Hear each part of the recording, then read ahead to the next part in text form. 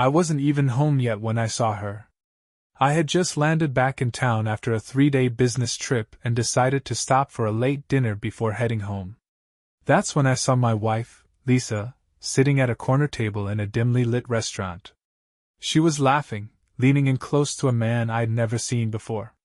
Their hands brushed. He whispered something in her ear. She smiled in that way that used to be just for me. My heart pounded.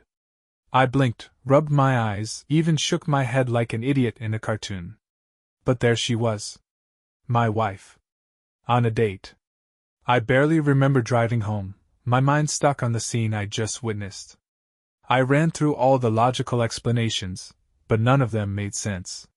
Lisa wasn't the type to cheat, at least I never thought she was. But I had just seen her with my own eyes. When I walked into our house, Lisa was curled up on the couch in her pajamas, watching some cooking show.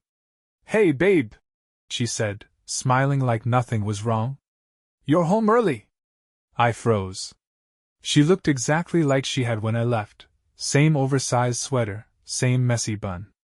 But I had just seen her at the restaurant. She couldn't have beaten me home that fast. Unless... "Where were you tonight?" I asked carefully. She frowned. "What do you mean?" "I've been home all night." My stomach twisted. "That's not true," I said, my voice shaking. "I just saw you downtown. At Giovanni's. With some guy." Lisa's face twisted in confusion, then amusement. "What? That's crazy. I haven't left the house." I didn't believe her. Not one bit. And then she pulled out her phone. "Look," she said, tapping on the screen. "I was texting you while you were on your flight. And if that's not enough..." She gestured at the security camera feed on our living room TV. There she was. On the couch. For the last 3 hours. I stared at the footage, my mind spinning. I knew what I had seen. I knew it was her at the restaurant. But the evidence was right in front of me. Lisa had been home all night. I should have let it go. Any sane person would have. But I couldn't shake the feeling that something wasn't right. So, I started digging. And that's when I discovered Lisa had a twin sister. A twin she had never told me about. Or at least, that's what I thought I had discovered. I barely slept that night. Lisa was curled up beside me, sleeping peacefully, as if my accusations hadn't shaken her in the slightest. But I lay there, staring at the ceiling, my mind racing. The security footage proved she had been home all night. The timestamps matched our text conversation. There was no way she could have been at that restaurant. And yet, I had seen her. Or someone who looked exactly like her. By morning I had convinced myself there had to be a reasonable explanation. Maybe I'd imagined it. Maybe it was a woman who just happened to resemble Lisa. I needed to drop this before I drove myself insane. But then, while Lisa was in the shower, I made the mistake of looking through our closet. I don't know what I was hoping to find, some kind of clue, some proof that I wasn't losing my mind. Instead, I found something far stranger. Tucked in the back of Lisa's closet, behind a row of winter coats, was a shoebox. I pulled it out and opened it, expecting old photos or keepsakes. Instead, I found an ID.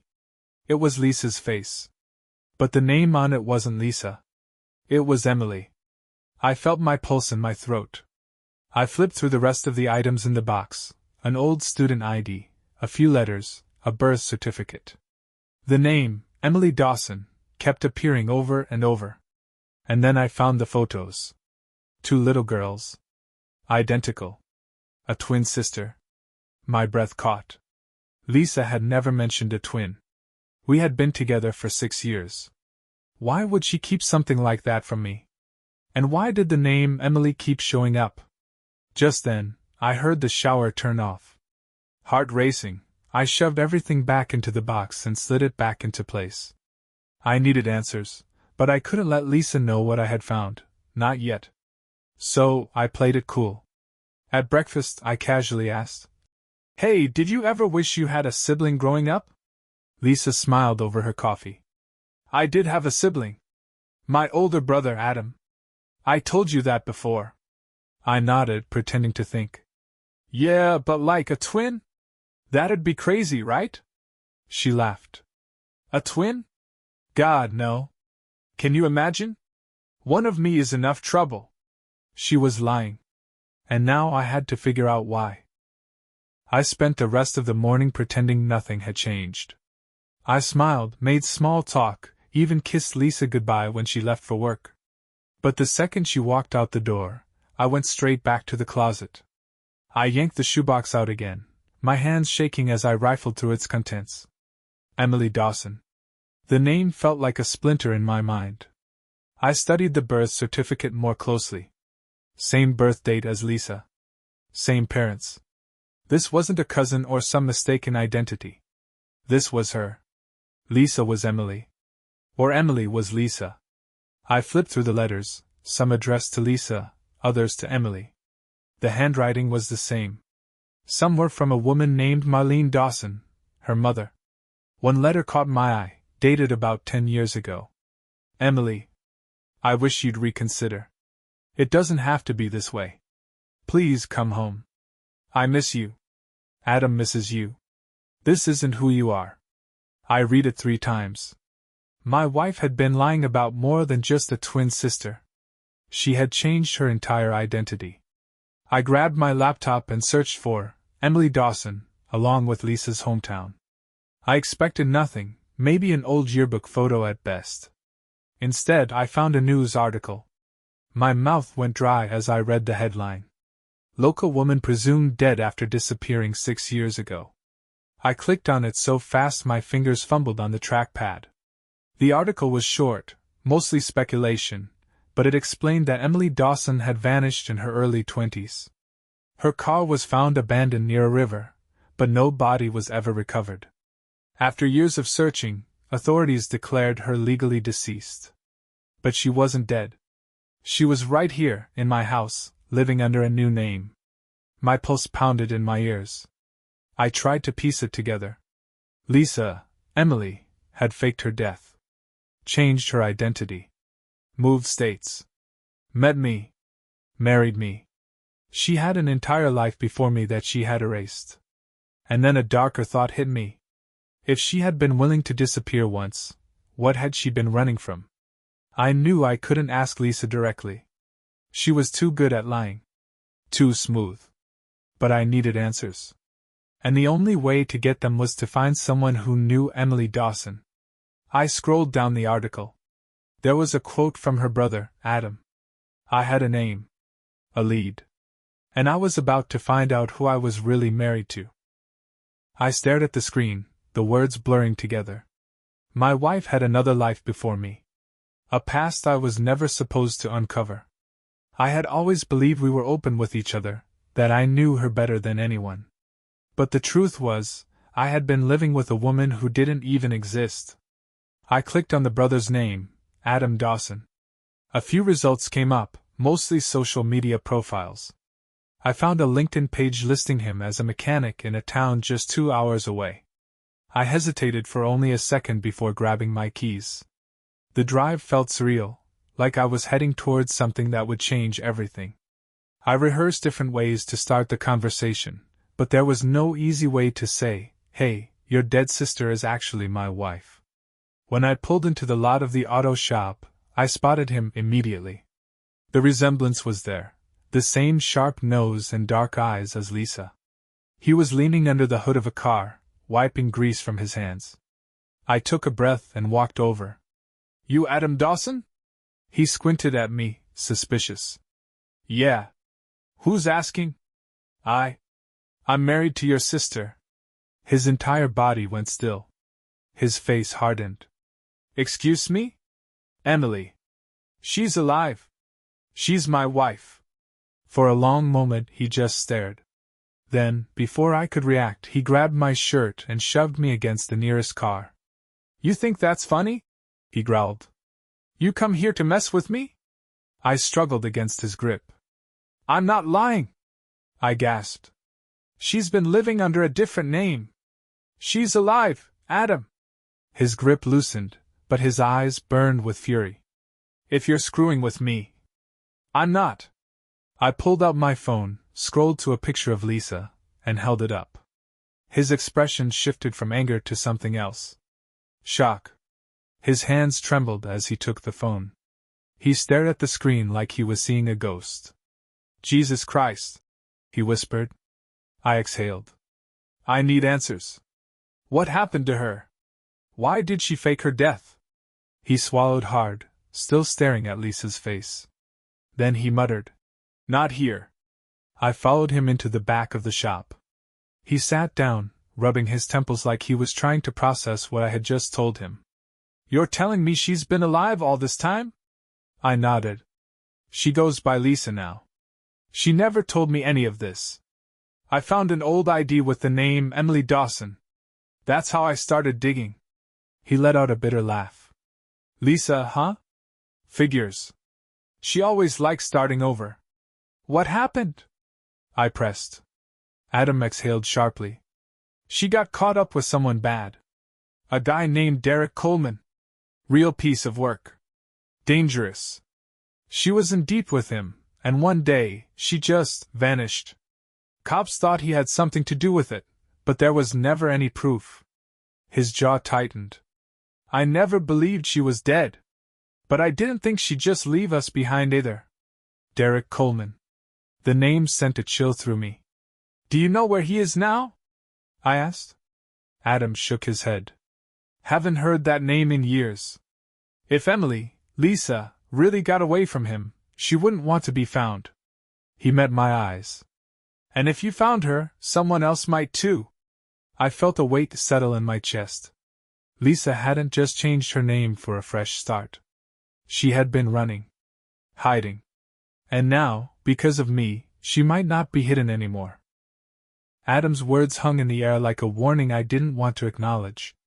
If you found her, someone else might too. I had come looking for answers, but now I had more questions than ever. Lisa, Emily, hadn't just erased her past. She had been running from something. From someone. And I had just ripped open the life she had tried to bury. Adam stared at me for a long moment, his jaw clenched like he was debating something. Then he exhaled sharply and stood. Come with me, he muttered. I followed him out of the garage and into the small office attached to the shop. It was cluttered, stacks of paperwork, old coffee cups, and a calendar on the wall turned to the wrong month. He moved to a filing cabinet in the corner, yanked open a drawer, and pulled out a folder. He slapped it down on the desk. This is all I have. I hesitated before opening it.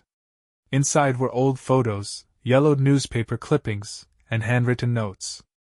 My fingers trembled as I flipped through them. A photo of Emily, Lisa, at 19, grinning with her arms wrapped around a man I didn't recognize. Dark hair, sharp jaw, confident smirk. I flipped the photo over.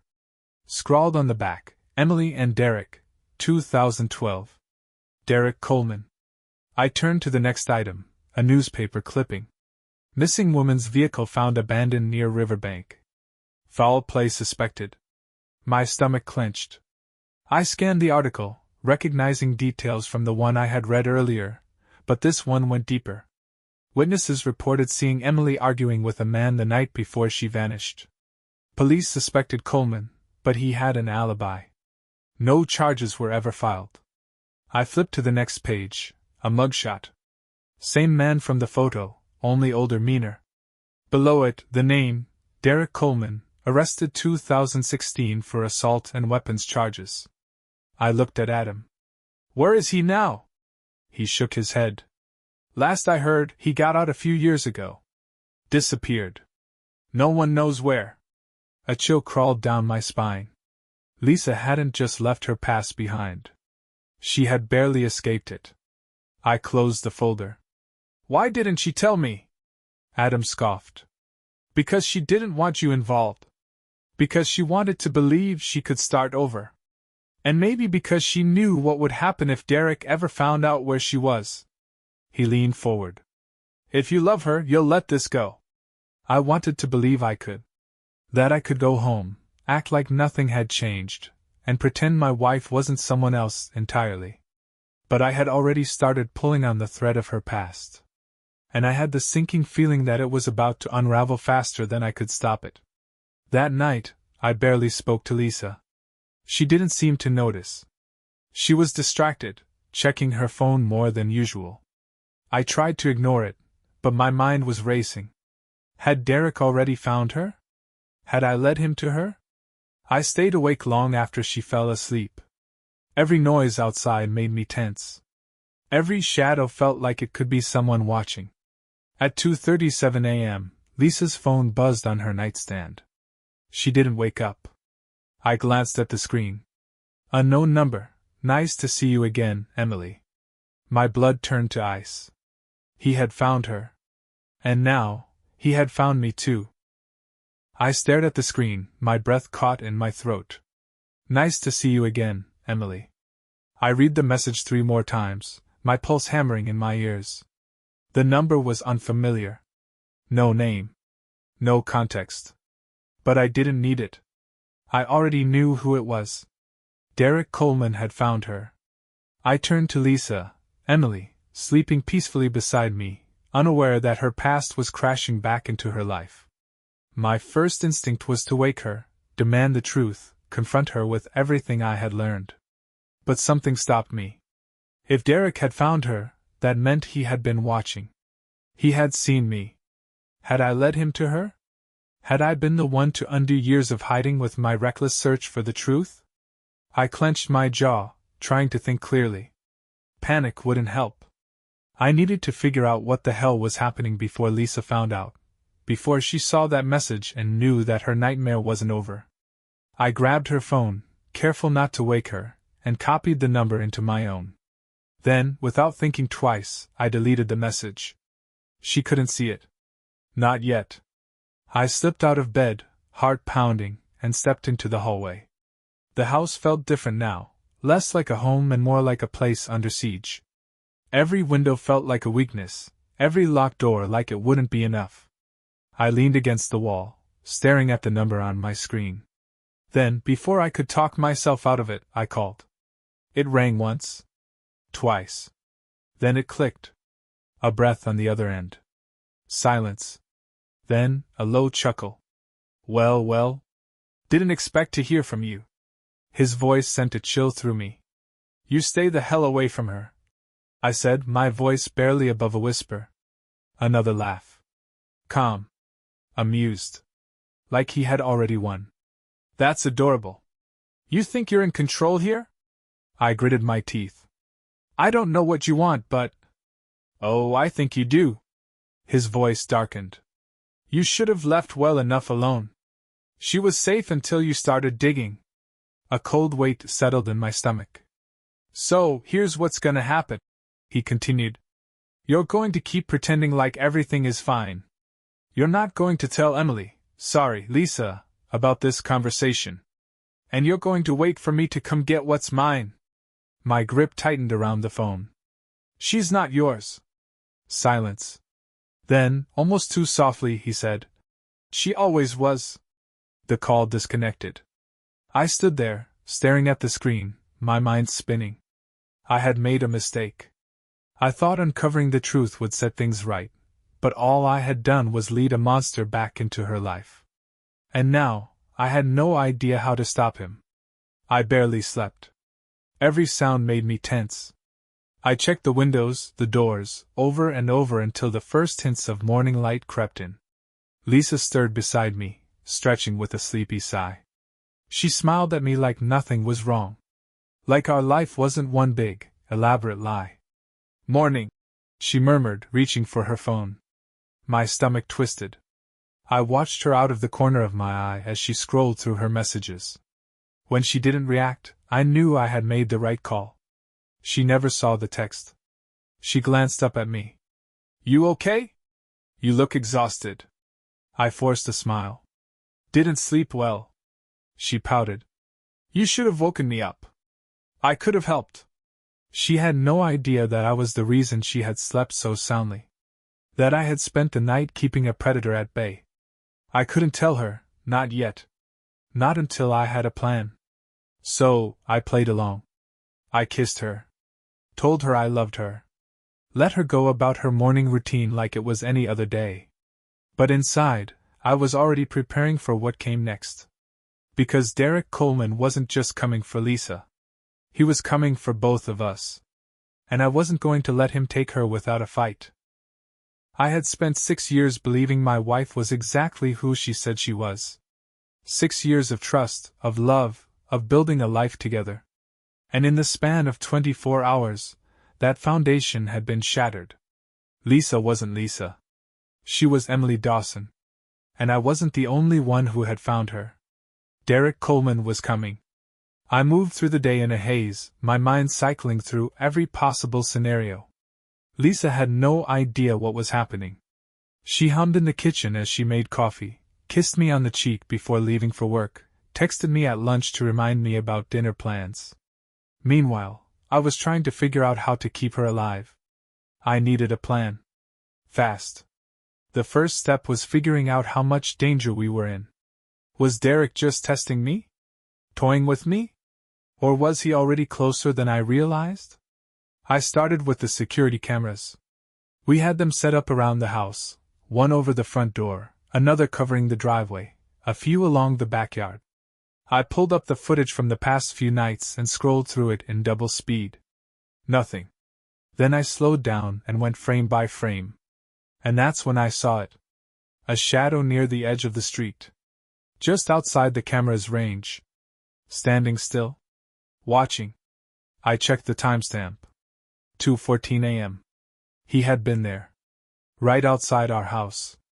I checked the other cameras, scanning every angle. No car. No movement. He had walked here. That meant he knew exactly where Lisa was. I grabbed my phone and called Adam. He picked up after the first ring. What happened? He was here, I said. Last night. Adam swore under his breath. I told you, man. You should have let this go. I didn't have a choice. I snapped. I need to know what I'm dealing with. A pause. Then Adam said, if Derek wants her back, he's not just gonna watch from a distance. He's testing you. Seeing if you'll run. Then what the hell do I do? You've got two options, Adam said. You can take Lisa and disappear before he makes a move. Or you can wait and let him make the first move. Both choices felt like losing. If we ran, we'd be doing exactly what Lisa had been doing for years, living in fear. But if we stayed, we'd be walking straight into whatever Derek had planned. I glanced at the clock. Lisa would be home in an hour. I needed to decide. Fast. I tried to act normal when she walked through the door. Tired? She asked, setting her bag down. Long day, I said. Not a lie. She stepped closer, her brows furrowing. Are you sure you're okay? I forced a smile. Yeah. Just work stress. She tilted her head. You seem different. I kissed her, trying to push away the fear gnawing at my gut. I'm fine, I lied. But I wasn't. Because no matter what I did, Derek was coming. And I had no idea how to stop him. Lisa was good at reading me. Too good. She kept glancing at me during dinner, her eyes searching my face for something I wasn't saying. Normally, I loved that about her, the way she could see through the bullshit, pull the truth out of me with nothing but a well-timed look. But tonight, I needed to keep her in the dark. Because if she found out Derek was already watching us, she'd panic. She'd run. And I wasn't going to let him take that power from her again. She poured us both a glass of wine, then sat back in her chair studying me. Are you sure you're okay? I forced a chuckle. You've asked me that like 5 times. Because you're acting weird, she said, swirling the wine in her glass. You barely touched your food. You keep checking your phone. You look like you haven't slept in a week. She wasn't wrong. I leaned back, trying to keep my voice casual. Just work stuff. Nothing crazy. Lisa didn't buy it.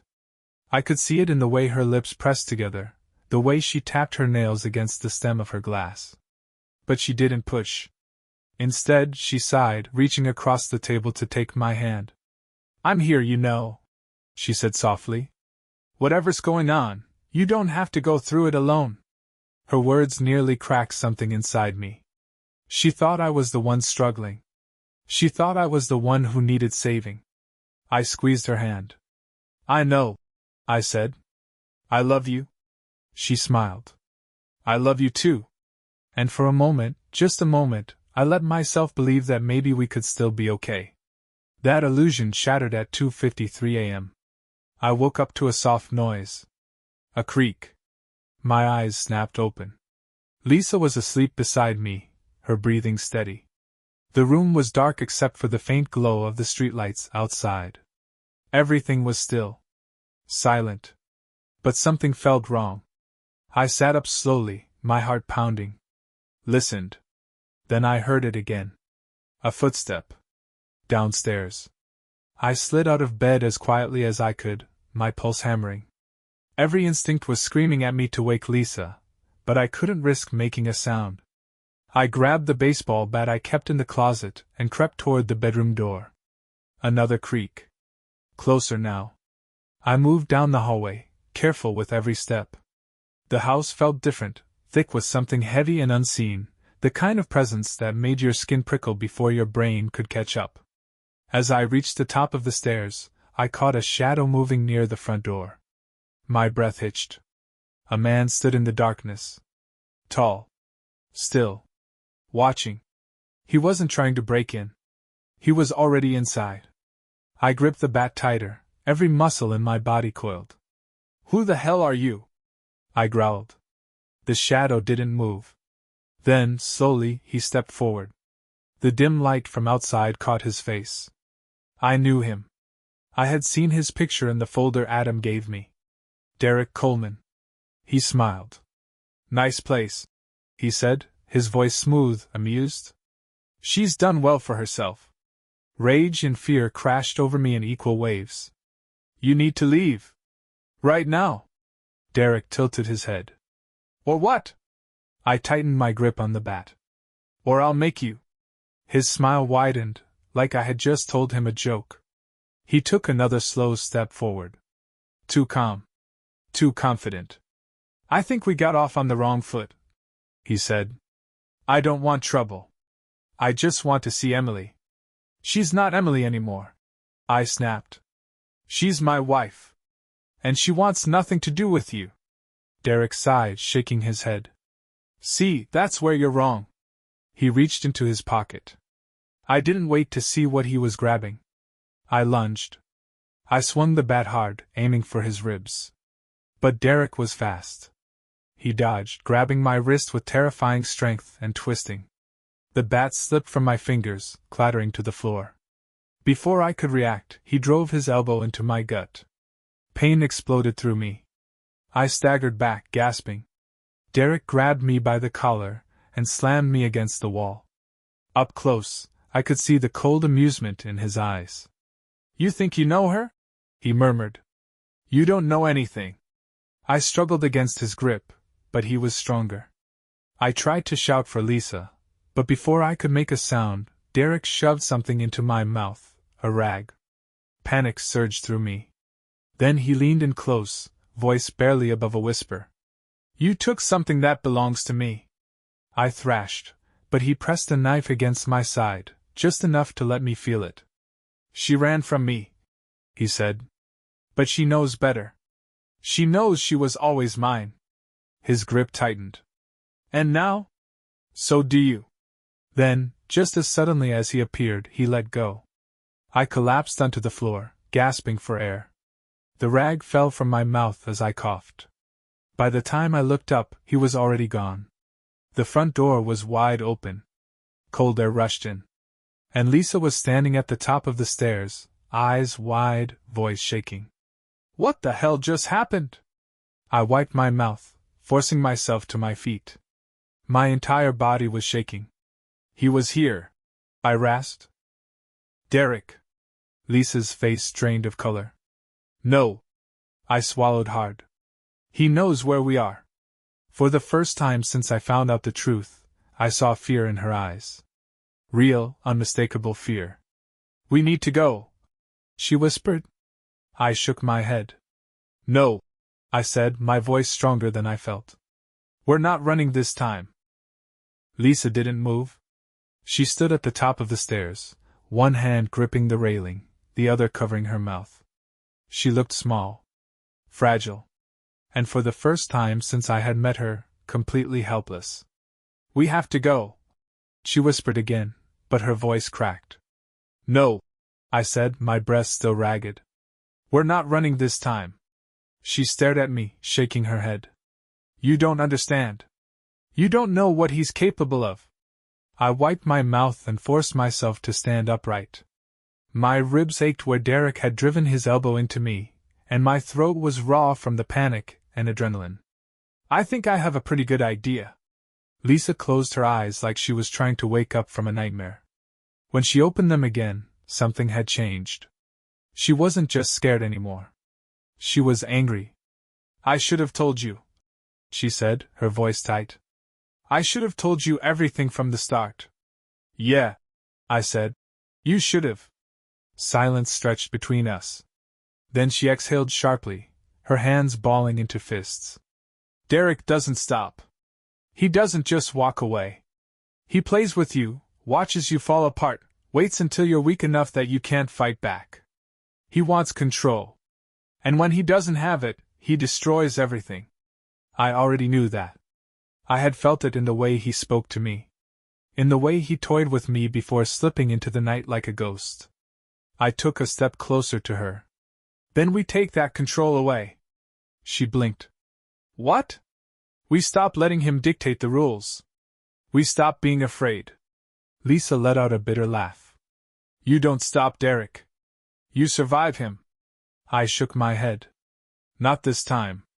She looked at me like she wanted to believe me, but she couldn't. And I understood why. She had spent years running, hiding, waiting for the inevitable. But I wasn't her. And I wasn't going to let him win. We're going to end this, I said. Tonight. Lisa stared at me for a long moment, her lips parting slightly like she was about to argue. But then something shifted in her expression. Acceptance. And something else. Resolve. She nodded. Okay. The plan came together fast.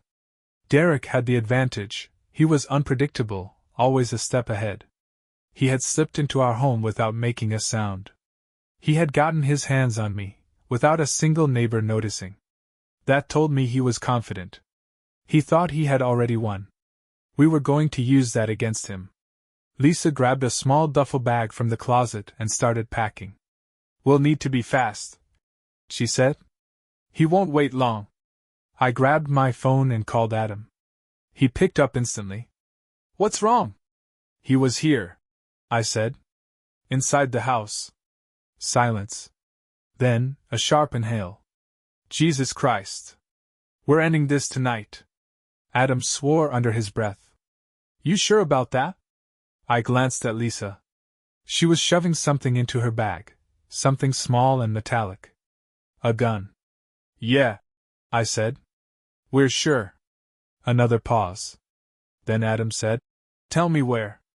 We set the trap at an abandoned warehouse on the edge of town. It was Adam's idea, somewhere isolated, somewhere Derek wouldn't expect us to fight back. Lisa knew how Derek thought. She had spent years inside his mind, learning his patterns, his weaknesses. He won't pass up the chance to corner me alone, she said. That's how he works. I hated it. Every part of me screamed to keep her far away from him. But I also knew that she was the bait. And I was the trap. We didn't have to wait long. Derek showed up exactly when we knew he would. Lisa stood in the middle of the warehouse, her shoulders squared, her back straight. The overhead light flickered, casting long shadows across the concrete floor. I was hidden in the rafters, gun in hand, heart slamming against my ribs. Adam was positioned near the exit, ready to cut off any escape. Derek stepped inside, casual as ever. Like he wasn't walking into an ambush. Like he didn't believe we were capable of stopping him. He let the door clang shut behind him. You know, he said, voice smooth as ever. This feels familiar.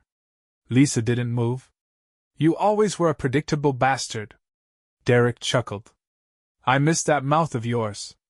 I tightened my grip on the gun. Lisa took a step forward. I'm not running anymore, Derek. Derek tilted his head. That's so? He took another step closer, his hands in his pockets. Then what's the plan, sweetheart? You gonna shoot me? You don't have it in you. Lisa didn't flinch. You sure about that? Derek smiled. I know you, Em. You don't get your hands dirty. You let other people do it for you. He looked around the warehouse. So where is he? Lisa hesitated. It was slight, barely a fraction of a second. But Derek saw it. He moved fast. Before I could react, he had a knife against Lisa's throat. Come out, he called, his voice sharp, taunting. Or I slit her open right here. My blood turned to ice. Lisa's eyes met mine. And in that split second I knew. She wasn't afraid. She was ready. And that's when I saw it. The small, glinting blade in her hand. Before Derek could react, she drove it straight into his side. He gasped, a sharp, stunned sound. He staggered back, his grip loosening. Lisa twisted free, and before he could regain control, I fired. The gunshot echoed through the warehouse. Derek collapsed to the ground. For a moment, none of us moved. Then Lisa stepped forward, breathing hard. She stared down at Derek, her expression unreadable. Blood pooled around him. His chest rose and fell in shallow, uneven breaths. Lisa crouched beside him. And then, softly, she said, You don't own me.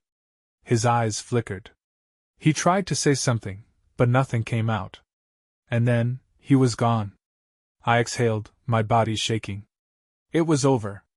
Lisa stood up slowly, wiping her bloody hands on her jeans. She turned to me, her face unreadable. And then, just like that, she was Lisa again. She walked toward me, and I caught her in my arms. We didn't speak. We didn't have to. The past was dead. And so was the man who tried to own her. Derek Coleman was dead. The man who had haunted Lisa's past, the man she had spent years running from, the man who had broken into our home and threatened everything we had built, was now nothing more than a body cooling on the warehouse floor. For a long time, none of us moved. The echoes of the gunshots still rang in my ears. The smell of blood and gunpowder hung in the air, thick and metallic. Lisa was the first to break the silence. She took a slow, steady breath, her hands trembling slightly at her sides. Then she crouched down, staring at Derek's lifeless face, as if she was making sure he was really gone. Adam stepped forward cautiously. We should go. Now. Lisa didn't move. I reached for her. Lisa! She flinched. Just barely. But enough. Her eyes met mine, and for the first time, I realized what this moment meant for her. For years, she had lived in fear. She had erased herself, built a new life, convinced herself that Derek would always find her no matter what she did. And now, standing over his body, she was free. For the first time in years, she was free. She let out a slow, shaky breath. Then she nodded. Let's go. We drove in silence. Lisa sat in the passenger seat, staring out the window, her face unreadable. Adam followed behind us in his truck. I wanted to say something. I wanted to tell her it was over, that she never had to look over her shoulder again. But the words felt useless. So I just drove. When we got home, Lisa walked straight to the bathroom and turned on the shower. The sound of running water filled the house. I stood outside the door, my hands braced against the wall, my head spinning. We had just killed a man. I had pulled the trigger. Lisa had stabbed him. Adam had helped us get rid of the body. And now we were standing in our house like none of it had happened. Like we hadn't just buried the past in a shallow grave. The shower turned off. A moment later Lisa stepped out, a towel wrapped around her, steam curling around her like mist. Her eyes met mine. For the first time since I had learned the truth, she looked different. Lighter. Like the weight she had been carrying for years had finally been lifted. She stepped closer. And then she whispered, "Thank you?" I exhaled, tension leaving my body in waves. I pulled her into my arms, holding her tighter than I ever had before. She wasn't running anymore. And neither was I. We never talked about that night again. Derek Coleman disappeared from the world just as suddenly as Emily Dawson had 6 years ago. No police. No investigation. No loose ends. Lisa and I moved a few months later. A new city. A fresh start. Only this time, we weren't running from anything. We were finally free. Together. And for the first time, I wasn't afraid of the woman I had married. Because I finally understood her. And I loved her all the more for it.